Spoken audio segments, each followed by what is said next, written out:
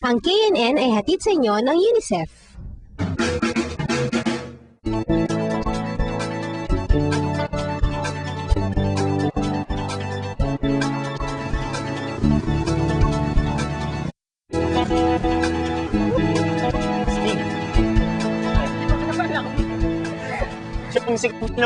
Anong high school ka, grade school ka, kapag meron kang bagong gamit, sa first day of classes, dinidisplay mo ba? Ha, nung elementary ako, nalala ko, pagkandahan kami ng mga klase ko sa pencil case, sa notebook, ganun.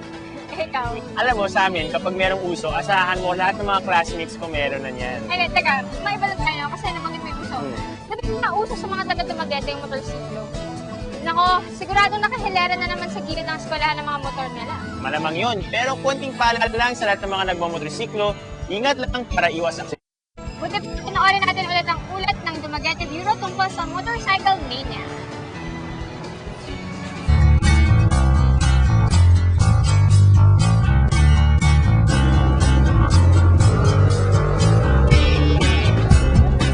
Sa boulevard, schools, sa downtown, o sa simbahan man, kahit saan dito sa Dumaguete, ay makakakita ka ng mga ganitong sasakyan, ang motorsiklo. Iba't ibang klase ang makikita mo. Merong big bikes, DP, at ang pinakamarami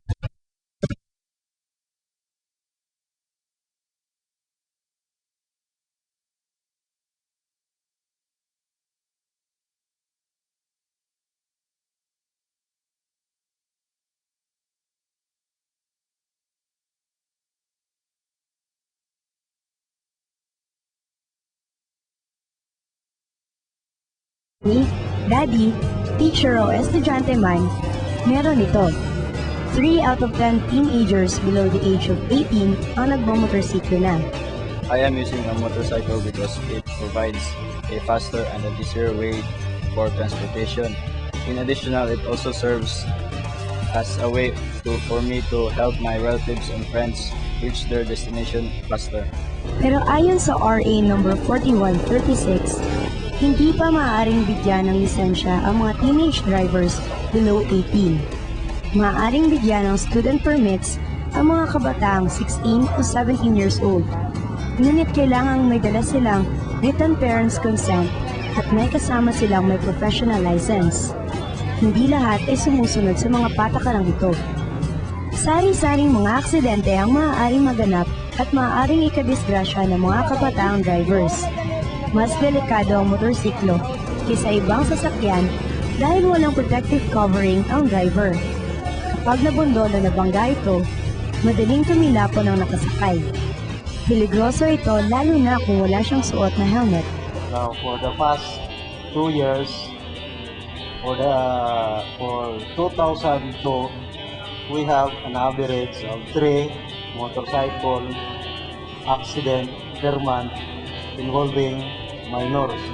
Then for 2003, we have 4. Then for 2004 up to September, we have 3. The main cause of this traffic accident are not following traffic rules. They are reckless driver, not defensive driver. Pagdating naman sa violations, karaniwan na ang walang mufflers, headlights at driver's license. Kaya naman daw naghihigpit na ang mga pulis.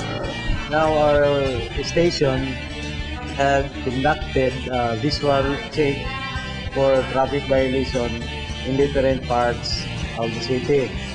We have also conducted Operation Kilong-Kilong, which mostly conducted during night time to check whether vehicles have the required lights. Sa dinami-rami ng mga panganib sa pagmamaneho ng motorcycle, bakit kaya pinapayagan ng mga kabataan ng mga magulang nila? I allow my teenager to drive a motorcycle despite the fact that she's still a minor, primarily for the reason of convenience. Definitely, it saves us in time and cost. I allow her because I have confidence in her. It's more convenient to use, it saves time and money. Para sa maraming mga kabataan dito sa Dumaguete, naging necessity na ang mga motorsiklo. Sana lang, maging maingat tayo para makaiwas sa disgrasya. Huwag tayong maging reckless drivers Sumunod tayo sa traffic rules at gumamit tayo ng mufflers, headlights at helmets upang manatili tayong ligtas at nang di mawala ang tiwala sa atin ng ating mga magulang ng kinauukulan.